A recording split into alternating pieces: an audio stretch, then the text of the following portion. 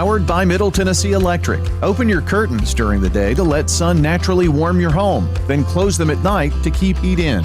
Learn more at mte.com/myenergyplan.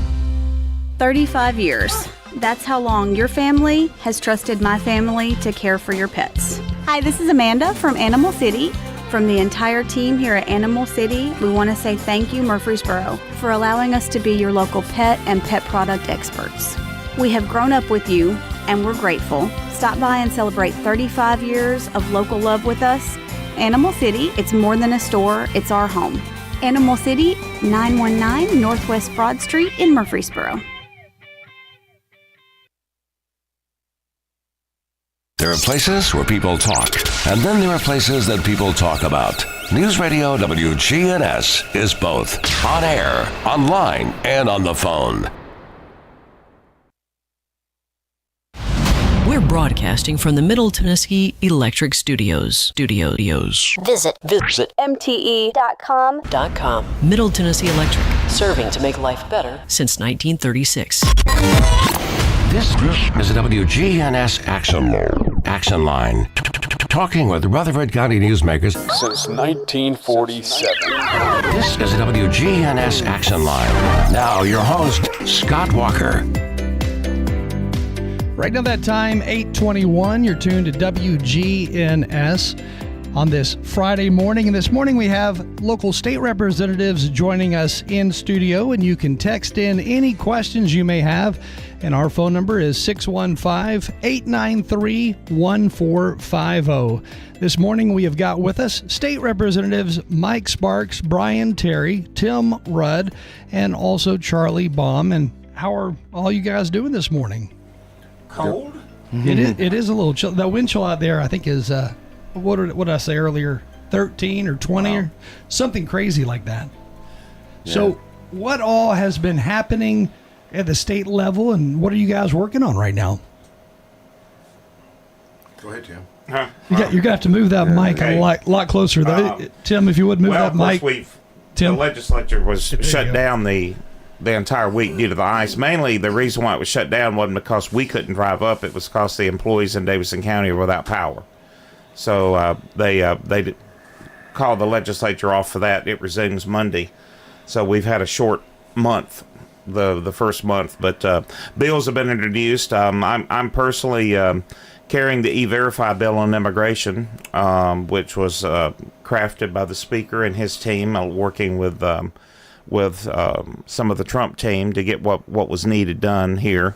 We're at the forefront of laws, have been for years on immigration, and this makes us at the very front of it. Ideal legislation that could be passed nationwide. Also, I'm working on a bill for Murfreesboro. We had Peter Demas and some other people that advocates that Nashville was shipping homeless people down here, and this is a bill that all of us and the delegation was asked to support, and they were just putting them on buses and sending them down here, and it's happening in other municipalities around the state. So we made it, the law would make it illegal to do that and could be fined with the city unless they check with the city first if they can take them and they have housing for them. So like large companies were actually busing? No, the government. Nashville government was shipping homeless people down here to Murfreesboro on a bus and just letting them off. And we didn't have a place to house them, so it wasn't fair to the homeless. So now this law would make it so they would have to check with the city to make sure it's okay and they have housing for them. If they don't, it'd be finable if they sent them down. So how did they discover that? I mean, that's. I didn't ask that. The homeless advocates. We have about 4 or 5 different advocates here that house and take care of the homeless, and they were just showing up and they were telling them, well, Nashville shipped us down here. So it's like Nashville said, we don't want the burden on us as far as taking care of extra people. Let's send them to Murfreesboro. Yeah, and I would assume this is happening in maybe Knox, Hamilton. It could be. I don't know. I don't think the government and Hamilton would be doing it, but we don't know. But it's become a problem that's been reported, so we're trying to deal with it best we can. Well, I wonder if if we get to the bottom of that, are there anything legally that we can do as a city? I mean, I understand the bill, but is there anything else we can do on top of that? I don't think right now there much is. I mean, you could take them to court to get a judge to stop it, I guess. Seems very cold-hearted. Well, it could be, and it also could be third-party advocates in Nashville that maybe their shelters are full, so they're doing it. So this all would take care of that, at least on government. Couldn't ship them down here from one city to the other in Tennessee. Wow. The other thing I'm working on is it's actually, I thought it would have a very, very hard time passing. It still could, because I'm sure the executive branch won't like it, but I have the Employee Accountability Act, which is becoming very popular. It's getting a lot of press, which I was surprised by. And that is, we have the executive branch when departments send over people to testify against a bill that we're trying to pass that regulates a state department. Their employees blatantly lie in committee, and they lie to fiscal review to give it a huge note to kill the bill. And it happens. It's becoming almost an epidemic now. And we tell committees, hey, they're lying, but they're the department. Yeah. And unfortunately, if I pass a bill regulating a department, the fiscal review to determine how much it's going to cost to implement, who are they going to call? They're going to call the department to ask how much is this going to cost. Well, they give an inflated number that they have no proof of. And give you an example of that, I wanted to give free parking in the 4 airports around Tennessee that has state parking to veterans, certain qualified veterans like other states have done, so they can park for free. Well, and I needed to put just one initial on the back of the driver's license to say that it qualifies for free parking. It was going to cost $800,000 to implement that in software and all this. The very next week in the same committee, I had another member, Representative Doggett, wanting to put one letter on the back of a driver's license, and that was cost insignificant. Oh, really? Because it was a letter versus... And I yelled out in the committee, I said, this is a miracle. It's a miracle. And the safety come running in. But this goes on all the time, especially with fiscal review. So this bill would simply state that the chair of a committee has the power to put a state employee under oath. Right now, it's a complicated process to do that. Now, the committee would have an option to do that, and it will also be the same to fiscal review. That anything given a fiscal review, if you could be charged with a misdemeanor. Now, it would be up to the speakers of the House and Senate whether they pursue legal charges against a state employee, but this would be in book. And this is past 17 states, so it's becoming a movement that's needed. And that type of movement, that also saves taxpayers a lot of money, because often the government, they're the ones who then refund that soldier who may be having to go to, let's say, California for a month of training or something. I mean, that would help out a lot of people. Well, it could also give a bill that's meant to help Tennesseans, give it more of a fighting chance. Oh. And I had one department tell me once, I knew they were just lying in committee. And it just frustrates me that the committee liaison and the lawyer of the department lies before a committee to kill a bill. And I asked him, why did you do that? He said, we just didn't want to do the work. So they blatantly do it, and then they admit to it. Yeah, like well, they admit to it to me. They wouldn't admit to it in public. But, yeah, we just didn't want to do the work, so he told me. That's crazy. And so hopefully this will help with that. Also, I've got legislation, the state statute of limitations. This one I thought would be very easy, but I'm not sure it's going to be easy. It just simply states that any statute, these are only civil, these isn't cases like murder and stuff. Yeah. On civil actions right now, the state has no limits on statute of limitations. They can wait 80 years if they want before they sue you. But we as a public have only so long to take action against the state. This would simply state that the public is on the same level playing field as the state, and any statute of limitation that applies to a citizen applies to the state. Neither can take action past a certain date. Yeah. And I think that this is also passing in multiple states now. And lastly, I've got I'm carrying this for a senator. There's been talk in the past, which I can see the arguments both ways, that school buses, they have to be retired at 200,000 miles, or I think 20 years now. This would up that to 300,000, but it would only be for after school buses that aren't used, that are explicitly for after school transportation, whether it be to games, football tournaments, or whether it be to after school activities, or field trips, things like that they could use these buses that are over the limit. Of course, they still have to be inspected, not once but twice a year. and as long as safety proves their fitness. Because depending on the bus, right now we have to retire, a school bus owner has to retire a bus at a certain age and a certain mileage. But all buses aren't the same. If you're traveling a rural road, and you're going to treat the bus a lot harder than it would be if you're a city route. Yeah. Because the roads are better and the environment's better. So all buses at the same mileage and years shouldn't be treated the same. So this would up the if it's passed, again, it's only for after school projects and transportation, and the bus would have to be exclusively limited to that. They couldn't be on a bus route during the day and do this at night. That way the bus owner can recuperate a little bit more, and school systems that own their own buses could also use their older buses for a less hectic transportation. Yeah. So that's I did have one more. I had the what's called the school board, Rutherford County School Board member brought this to me. It's called the Founding Fathers Act, and right now, even though we have a law in place where civics has to be taught in the schools, many of the schools are not teaching specifically the meaning of the 4th of July, the meaning of the founding of the nation, why it was founded. We want the Constitution and the Founding Fathers, the Bill of Rights, all those things, and our national holiday on the 4th. We want that to be honored and taught. Now, since they're out of school on July 4th, this would mandate that that's taught during the school year, about July 4th.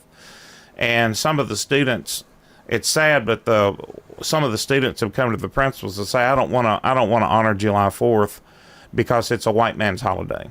Wow, because they flat out don't understand, and there's a lack of education there. That's the whole purpose of the founding of the nation is July 4th, and a lot of the schools don't teach about it. Yeah. So this just require them to, during those civics courses, that they're to teach specifically the history elements of this, what they have to. I don't like interfering in that way, but when they're leaving out certain holidays and not teaching about it, and their excuse is, well, we're not in session during that period. This is mandating what they have to teach about civics. It seems like we hear more and more about certain schools, school districts leaving off major chapters of history in America. And I don't know what has changed, but it does seem like there's a big change in what's being taught within the schools when it comes to history. Yeah, it is. And it's selective. Yeah. And people say, well, especially from a conservative viewpoint, I don't like the state interfering in locals at all. I wish we were just totally separate.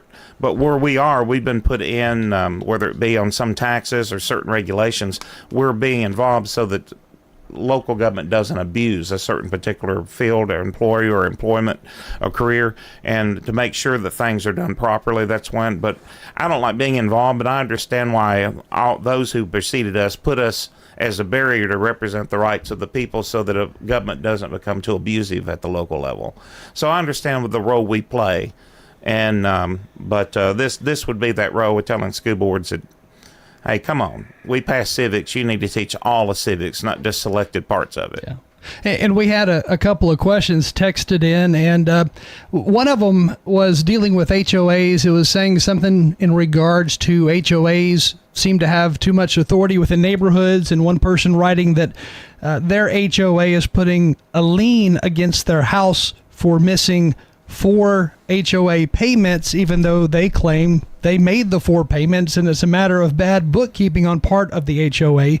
But I guess they were asking, how is that fair, and are there any regulations that really mandate what HOAs can and cannot do? Well, to give you an example right now, of course, a HOA is a private agreement.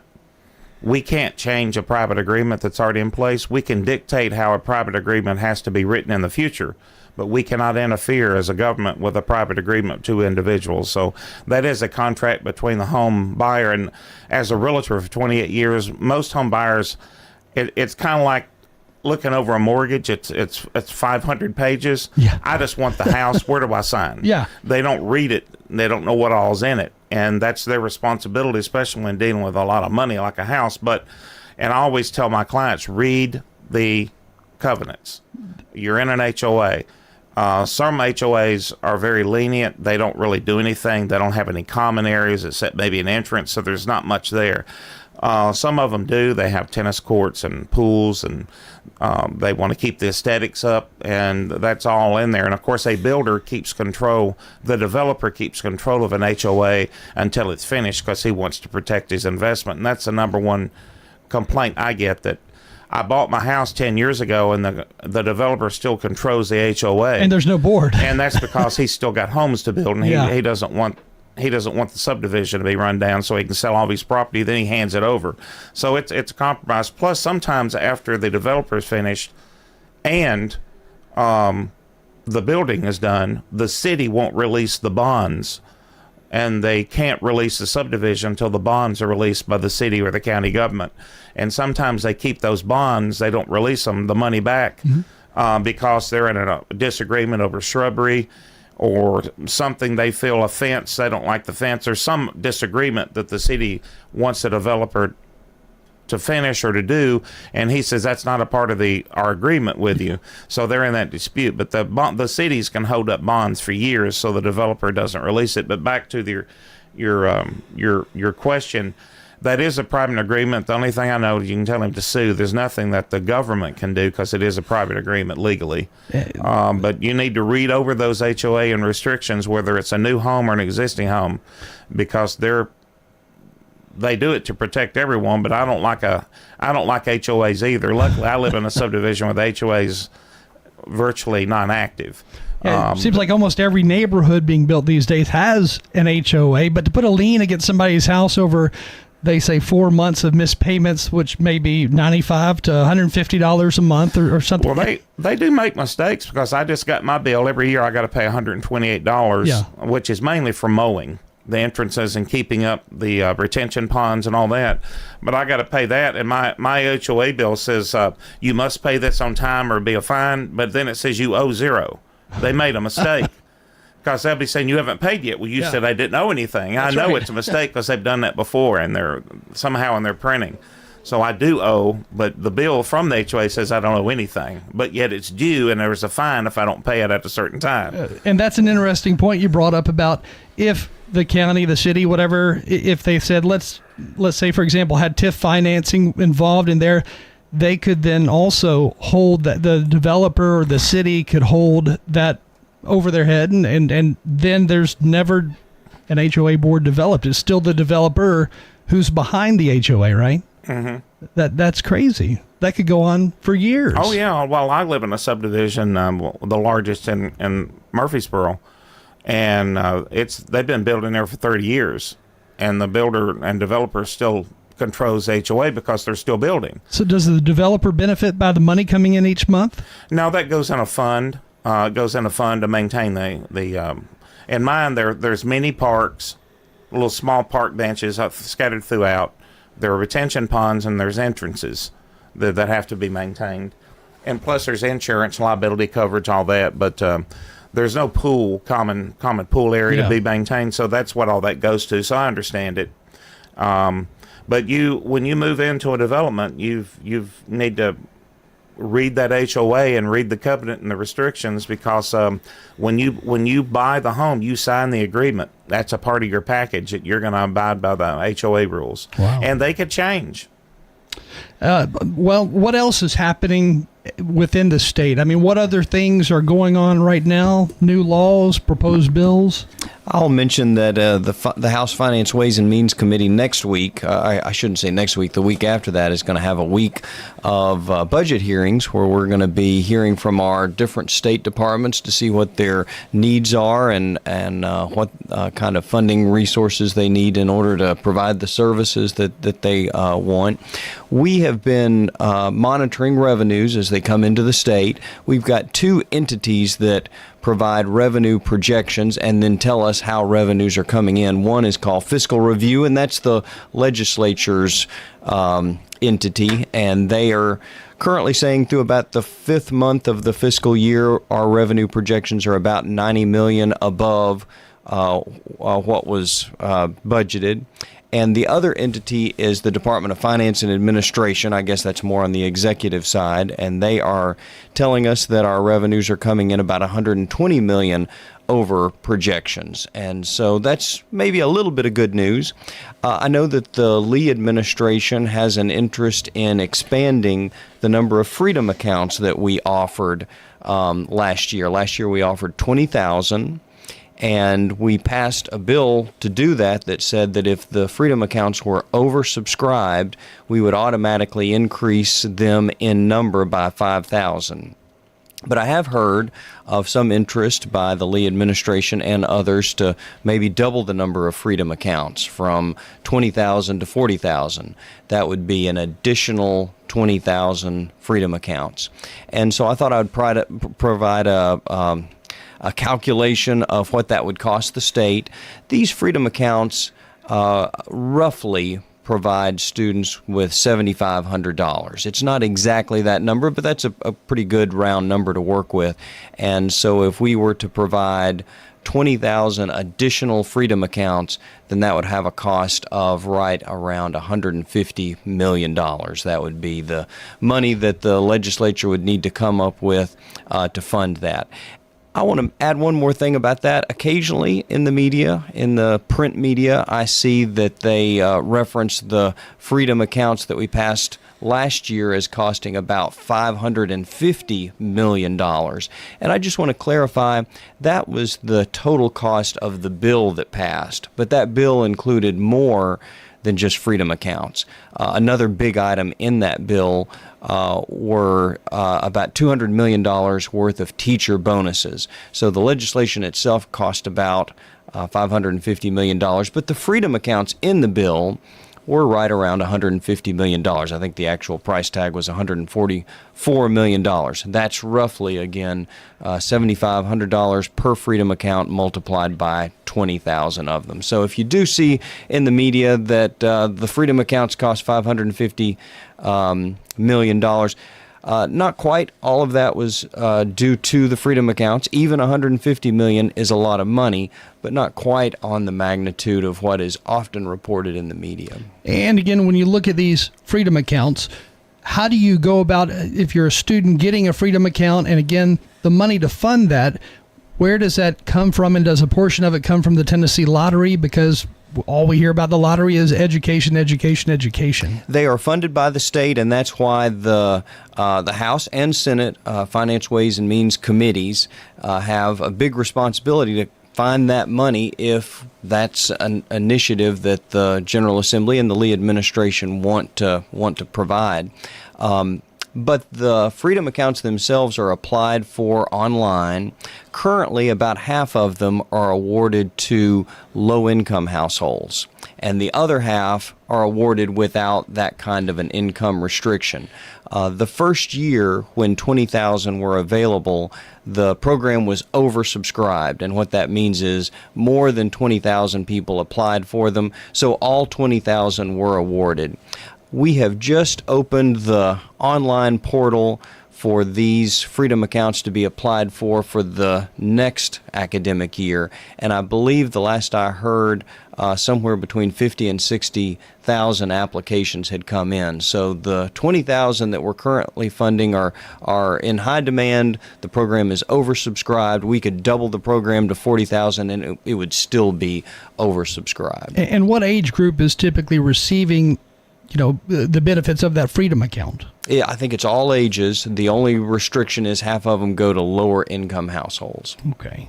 And again, what else is happening within the state? Brian Terry? Yeah, thank you for having us on today. For me, a couple of things that I've obviously being in my district, the landfill issue is always big, and then obviously being chairman of health, those are a couple things that I've been working on. From a health perspective, one of the biggest issues, and we'll find out, I guess, on the state of the state.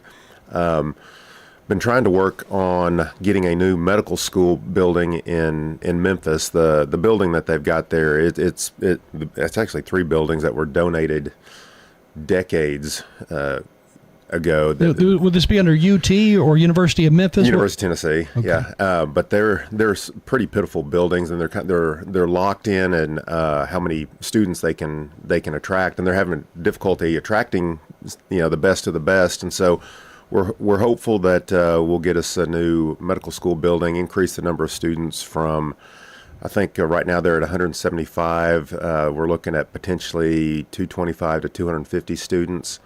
And so that's one of the big things that I've worked on over the summer, and we're hopeful that we'll get that in the budget. I met with President Boyd a week or so ago on that as well, and to that point, with the One Big Beautiful Bill, there was within that something called Rural Health Transformation Plan, in which there's $50 billion up for grabs for all the states, and it's a 5-year plan.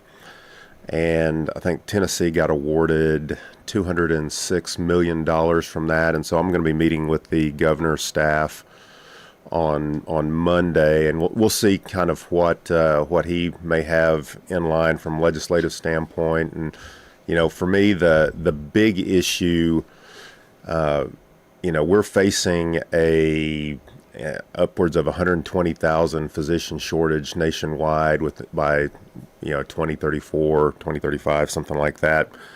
Tennessee potentially is facing about 6,000 physician shortage. And believe it or not, Tennessee is actually like one of 5 states that's still attracting physicians.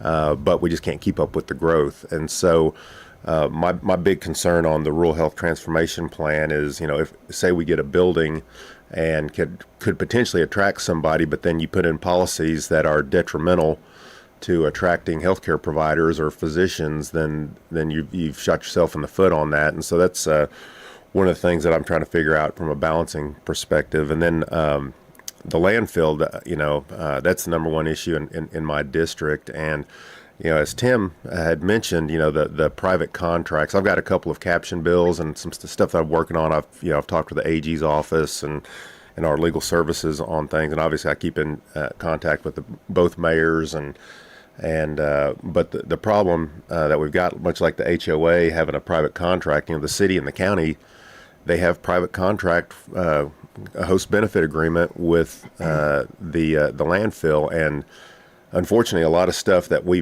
might want to do, they're under contract, and we can't override their contracts, and so we're kind of stuck. So,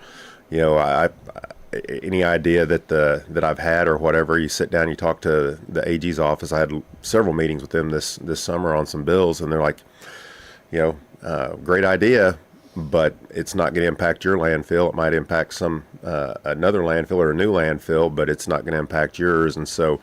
Those are kind of the issues that we've had. That the landfill, Middle Point's looking to vertically expand out there, and there's a lot of issues with that. And so, I actually found out this week. I got an email from TDEC, and I called them and had some conversations with them, and their application is incomplete, and so there's a process by which. Really, it's I call it potentially a 3-step process. One, you have to figure out which type of application you're going to file, and the Middle Point filed what's called a major modification application. And I believe, and I think the city believes, and the regional board that Donna Barrett's on also believes that it's not a major modification; it's an expansion. I mean, whether it goes horizontal or vertical. If you're increasing the footprint or increasing what you were originally scheduled to have, that's expansion. And federally, that's what the definition is that's an expansion. And so the city has filed an injunction against BFI and Middle Point saying that they filed the wrong application. By statute, though, TDEC has to review that application regardless of which one they have filed. And so they have 45 business days to do that, and they were in that process, and they found out that application is incomplete, and so there's a pause on that for right now, and so they've got to go back and I guess redo their application, and then we'll see whether or not that injunction holds. But then if they say, yeah, your application's complete, then there's going to be, I think it's a 240 business day process by which TDEC will review, and again, that starts and stops, and there can always be a pause button, but trying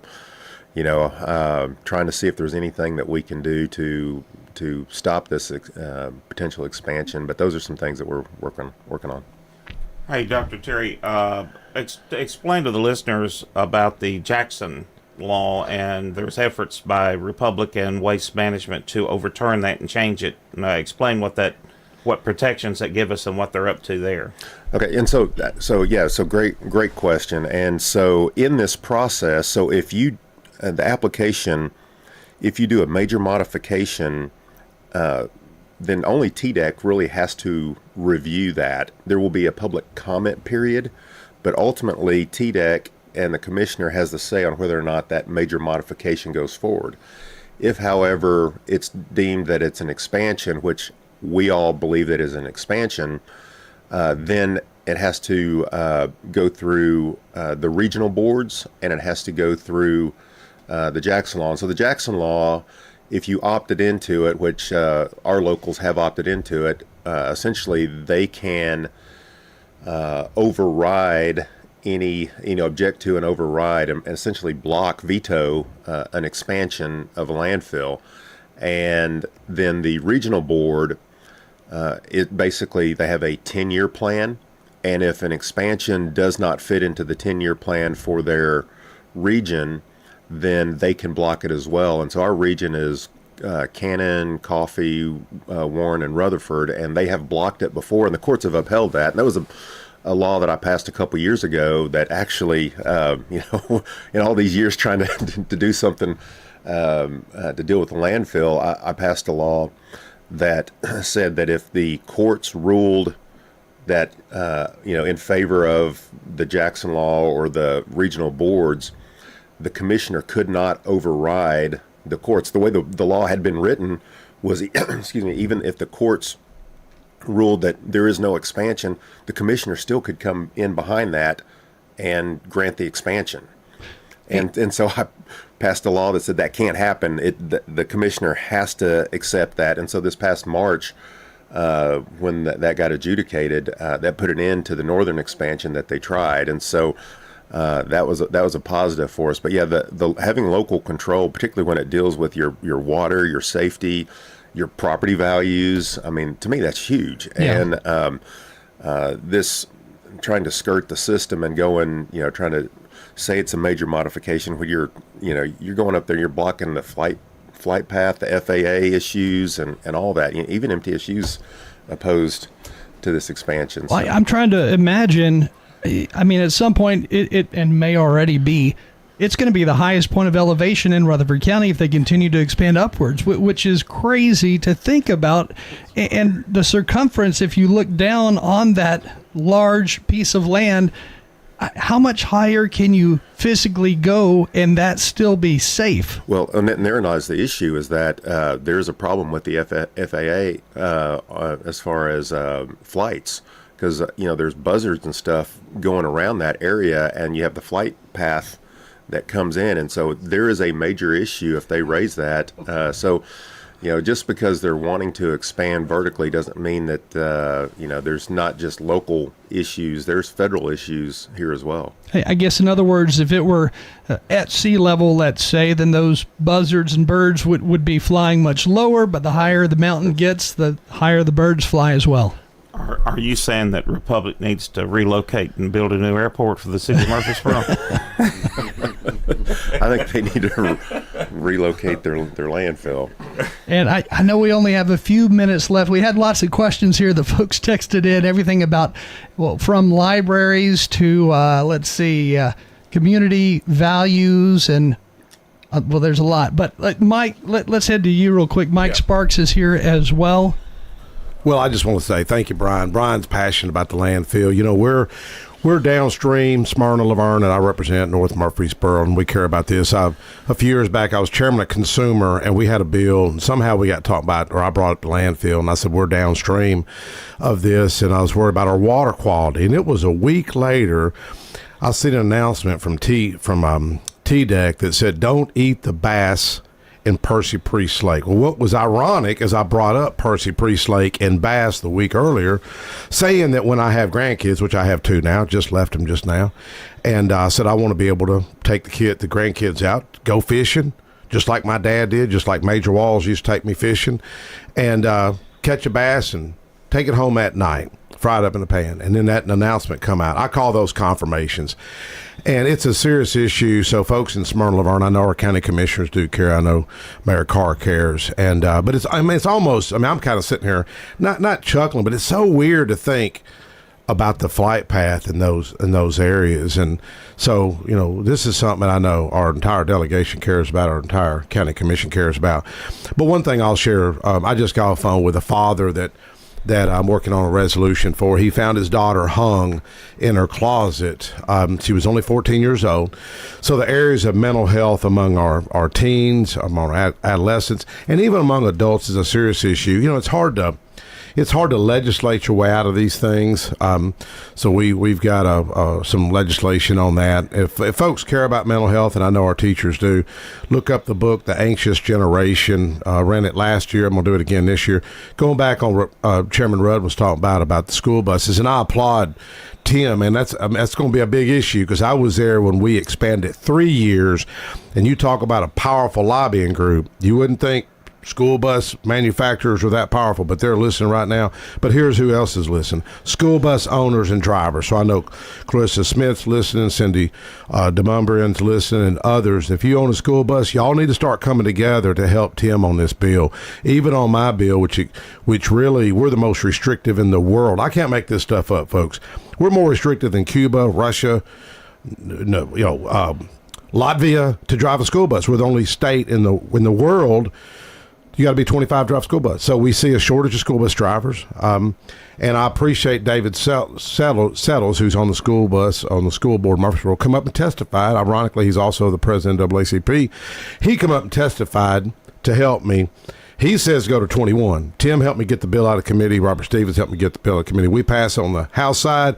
The Senate, not so easy. It fell by 1. I don't have powerful lobbyists to help me. So, folks, if you're a school bus driver and you care about this, you're a parent, get behind Tim's bill and help Tim on this. Also, I've got the introduction of legislation trying to cut taxes off fresh fruit and vegetables. Tennessee is one of the most obese states in the nation. We're ranked number 45th or 44. And my bill has more likely a passage because of the fiscal note's much lower than the $1 billion, roughly, of just cutting the taxes off groceries. So it's easy to say, let's just cut tax off groceries, but we're going to pick up that fiscal note somewhere. But anyways, school bus drivers, get a hold of Tim and help Tim on this piece of legislation he's running. Now, in the past, there have been reductions in taxes on grocery or certain grocery items. Where does that stand today? Is that still something that is in play? Go ahead, Tim. Those were temporary tax reductions, and when they expired, the grocery tax went back to its original level. I think one summer we cut the grocery tax for 3 months, and one summer we cut it for 1 month, but they have not been perpetual. And when you say it was cut during those durations, was it fully cut to where, state and local taxes were completely cut out? Because I think right now 9.75% approximately in Rutherford County is what you pay in state and local taxes. But was that completely cut back then, or was it only cut by around 4%? I was just saying to Charlie, no, I think when we cut the grocery tax, when we cut taxes like that, usually because we had a surplus. We may not have that same money left over each year. It's a way for us to give it back without it going to tourists. Yeah. That are like restaurants. Everybody eats at restaurants, but very few tourists buy groceries. So, but I think when we do that, did we make up the difference so the locals didn't lose any money? I'm sure the locals were held harmless. Either that part of the tax wasn't reduced or we made up that for them. We would not have impacted their budget adversely in that way. Yeah. And I'm thinking locally, $100 in groceries used to probably be a regular amount to spend each month. But now, families are paying $300-400 every 2 weeks for groceries, and it makes a big difference when you start adding it all up with. Well, you got to keep one thing in mind. There's only so much money there, and it fluctuates each year. Like whoever thought $1 billion that they'd spend on hurricane victims in East Tennessee. Yeah. But we had to do that, and that left us without funding other things. But if we cut $500 million or $1 billion a year to alleviate grocery taxes permanently, well, there's only two places to cut that much money, really. That's either education, money we give local schools, or health care. If we have to cut those two, taxes are going to go up locally to pay for schools, and because we pay a huge percentage of the local schools budget. And the other is if we cut back health care, people are going to be without coverage, could cost a life. So it's not just a matter of cutting $1 billion out, and here it is. We have to figure out a way to pay for it permanently. Sure. That's right. The two biggest items in the budget are education and health care, and a third big need is transportation, money for our roads. The Department of Transportation in the state has said we're $55 billion behind on our roads. So if you cut the grocery tax, it's going to impact some of these other areas. And that's a couple years ago when the impact, what was it, the bill that for the road transportation Improve Act. Yeah, Improve Act that came through. They cut the grocery tax and raised the gas tax, and so when you do that, the cost of goods and services goes up, and even though your tax is down, it ended up being a wash. And therein lies the issue is that if the grocery tax, again, the more you eat, and like your bill, I think you had an amendment on the Improve Act to try to do that years ago. Was you proud of all that? All of us come together? Yeah, absolutely. With Democrats? Try to stop it. It was bipartisan to try to stop it. Last year in office, we had to face the gas tax. I know we're out of time, but we did have a couple of text message questions, and I feel like they're important because locally we're hearing more and more about this, but they were asking about Trey Hargett, the Secretary of State's involvement within libraries across the state, and what led him to say basically, well, we need to cut out certain books from local libraries. And now we're hearing a lot about this here at the local library with the local Rutherford County Library Board and taking books out of the library. What happened with all of that? Well, it's not Trey. Well, first, Trey's responsibility under the Constitution is he's in charge of libraries. And what he's doing is not what he's doing on his own. He's following laws passed by the state legislature, what books can and can't be. And also, it's like we pass laws giving that power to school boards to remove certain books, but we've already passed that. He's just obeying state law. And so now it's up to local libraries, such as the Rutherford County Library Board, to say, well, looks like we now have to remove XYZ books. That would be correct if they meet the criteria and the definition of what the state passed. Okay. And Mike, you were saying what now? I wrote Marsha Blackburn's going to be on the radio with me Sunday night. I was spelling it out to you. Yeah, Marsha Blackburn's going to join us Sunday night. Conversation Mike Sparks 5 to 6. And I applaud Trey Hargett with what he's doing. I'll be honest with you. I don't want a bunch of craziness in our libraries. I know you ain't got enough airtime for us on this, but I don't want a bunch of crazy indoctrination in our libraries. That's my opinion. I think I can't speak for everyone. That's just my thoughts. But it seems like a dangerous slope to be on because it's dangerous for certain people that have certain agendas. Let's just face it. People, it's a crazy times we're in, folks. And let's just face it. As a Christian, we need to start speaking up, and you can't legislate our way out of problems. We've seen brokenness. We got to build a $400 million jail. Addiction's rampant. Mental health rampant. Folks need to come together and try to solve these problems. But my heart's out to Trey with the great job that he does, especially with our elections and Representative Rudd with the best elections, most transparent in the nation. Most secure. Yeah, most secure. So shout out to Trey for the great job he's doing. Well, I wish we had more time, but we already are over, and we appreciate all of you joining us this morning. Again, with us today in studio, we have had State Representatives Mike Sparks, Brian Terry, Tim Rudd, and Charlie Baum. Right now the time, 9:03. Stay with us. We have local news coming your way next.